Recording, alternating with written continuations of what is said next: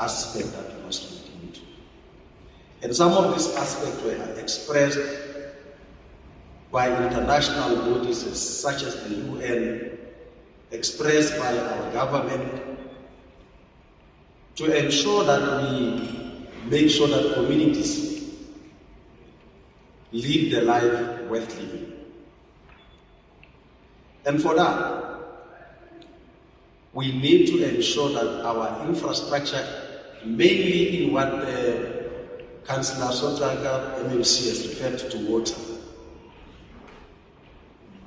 which I know that I almost did not have Ntatile Vuyo to be part of this occasion, because with the little rain that happens, the decadence, the desilting of our water creates such a challenge to a point that we would fail to provide water to our communities with limited dams that we have and the unfortunate location that we are far from sources of water. That too is what has brought us to be with you, to share your wisdom, that knowledge economy, to ensure that we indeed work towards the realization of the provision of water constantly to our communities. Fortunately, I may be ugly, but I was taught to have shock absorbers. From the point of being criticized, from the outlook I am, the looks, to the point where communities are angry, I must always make sure that I push them. So I have gone to houses of angry families that sometimes they will let their pit bull to eat me because there wouldn't be water. And I would literally go. Some would actually say, do you want me to come to your house and come and take a shower because I don't have water?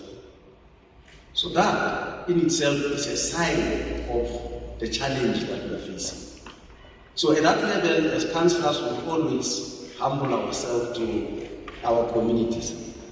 But in the bigger scheme of things, we shall have to tap with you and the element of telling us how best can we alleviate this challenge. Now, discussing with my city manager and the team, I said I may not be rounded on the issues that are challenging us, but you command the historical background of where the problem comes from, where it is and what are remedial measures that can be put in place, and you also have the knowledge on how sustainable the challenge can be addressed.